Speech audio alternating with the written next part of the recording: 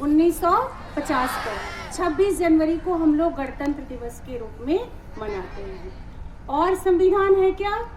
हमारे देश की शासन व्यवस्था को सुचारू रूप से यानी नियमबद्ध ढंग से चलाने के लिए जो नियम कानून बनाए गए हैं, और वो जिस ग्रंथ में हमारे नियम कानून लिखित हैं वही ग्रंथ हमारे देश का संविधान है।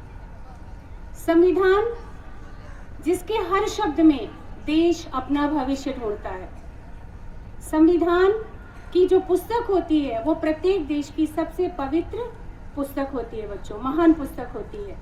हर देश का अतीत उसके इतिहास के पन्नों में कैद रहता है और भविष्य संविधान के पन्नों में।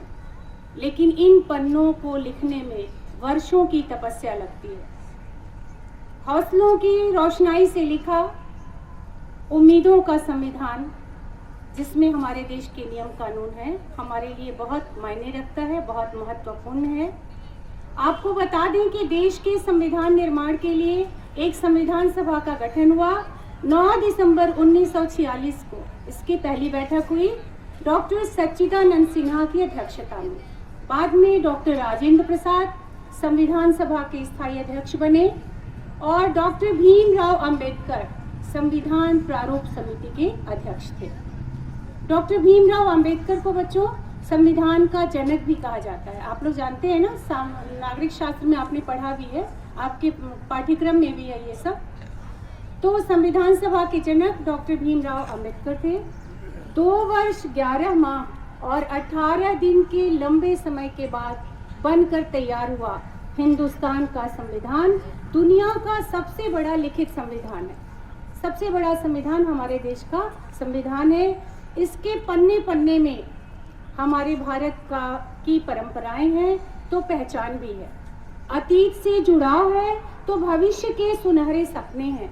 इसके पन्ने पन्ने में हमारा गौरवशाली अतीत है, वो इसलिए कि हम अपनी समृद्ध सांस्कृतिक विरासत को पीढ़ी दर पीढ़ी हस्तांतरित कर सकें, आगे पहुंचा सकें। बच्चों, जैसा कि हमने बताया, संविधान बहुत ही मुश्किल, हमारे देश का संविधान तो और भी विकट और विषम परिस्थितियों में बना। आप जानते हो, लगभग 90 वर्षों से हम अंग्रेजों के गुलाम थे। उसके पहले भी हमारे देश में राजनीतिक अस्थिरता थी। तो इतनी विषम परिस्थितियों में जो हमारे देश का संविधान बना है वो हमारे लिए बहुत मायने रखता है, बहुत गौरव का विषय है।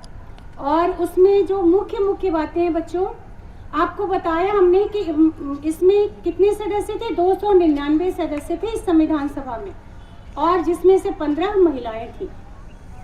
तो ये भी बहुत गर्व की बात है। उस समय में भी हमारे देश की महिलाओं ने उसमें अपनी भागीदारी निभाई संविधान निर्माण में। और संविधान में जो मुख्य बातें हैं, संविधान की प्रस्तावना है, कुछ मौलिक अधिकार हैं, नीति निर्देशक तत्व हैं और कुछ मूल कर्तव्य भी हमारे बताए गए हैं। तो देश के प्रति बच्चों हम अपने अधिकार की बात तो हमेशा करते हैं, लेकिन अपना कर्तव्य भूल जाते हैं। हम अपने देश के प्रति हमारे क्या कर्तव्य हैं, अगर ये याद रखें, उन कर्तव्यों का पालन करें, तो अधिकार हमें अपने आप मिलते जाएंगे। और आप लोग तो देश के भविष्य हैं। आपको अपने देश के प्रति गर्व का भाव होना चाहिए, गौरव का भाव होना चाहिए। और हमेशा ये बात याद रखिए कि देश हमें देता है सब कुछ, हम भी तो कुछ देना सीखें। बस देने का भाव रखिए, आप अपने आप सब कुछ पा जाएंगे। और बच्चों, जैसा कि अभी हमने बताया, हमारे संविधान की प्रस्तावना बहुत महत्वपूर्ण है और प्रस्तावना को संविधान की आत्मा कहा गया है। तो भारत सरकार का आदेश है कि आज देश का हर नागरिक संविधान की प्रस्तावना को पढ़े ताकि हर भारतीय इसके उद्देश्य को समझ सके। तो मैं आपको संविधान की प्रस्तावना पढ़ूंगी और आप उसको बोलिएगा, ठीक ना, ताकि आपको पता हो कि हमारे संविधान की प्रस्तावना क्या है। हम भारत के लोग भारत को एक संपूर्ण प्रभुत्व संपन्न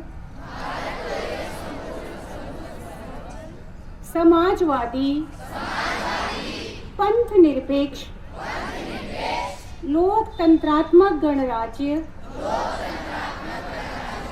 बनाने के लिए तथा उसके समस्त नागरिकों को सामाजिक, आर्थिक और राजनैतिक न्याय, विचार, अभिव्यक्ति, विश्वास, धर्म और उपासना की स्वतंत्रता, प्रतिष्ठा और अवसर की समता प्राप्त कराने के लिए तथा उन सब में व्यक्ति की गरिमा और राष्ट्र की एकता और अखंडता सुनिश्चित करने वाली बनाने के लिए दृढ़ संकल्प होकर अपनी आज तारीख 26 नवंबर 1949 ईस्वी को एतद द्वारा इस संविधान को अंगीकृत, अधिनियमित और आत्मार्पित करते हैं। बच्चों, ये प्रस्तावना आपकी पुस्तक में भी है, राजनीति विज्ञान की पुस्तक में है और आप छोटे क्लास से ही संविधान के बारे में पढ़ते आ रहे हैं। आप इसको जरूर पढ़िएगा। आपको पता होना चाहिए कि हमारे संविधान के बनाने के पीछे कितने आदर्श विचार हैं, क्या उद्देश्य है और कितना गौरवशाली हमारा संविधान है। आप अपने संविधान, अपने राष्ट्रीय धरोहर और अपनी सांस्कृतिक परंपराओं का सम्मान करिए। इन्हीं बातों के साथ मैं अपनी वाणी को विराम देती हूँ। जय हिंद।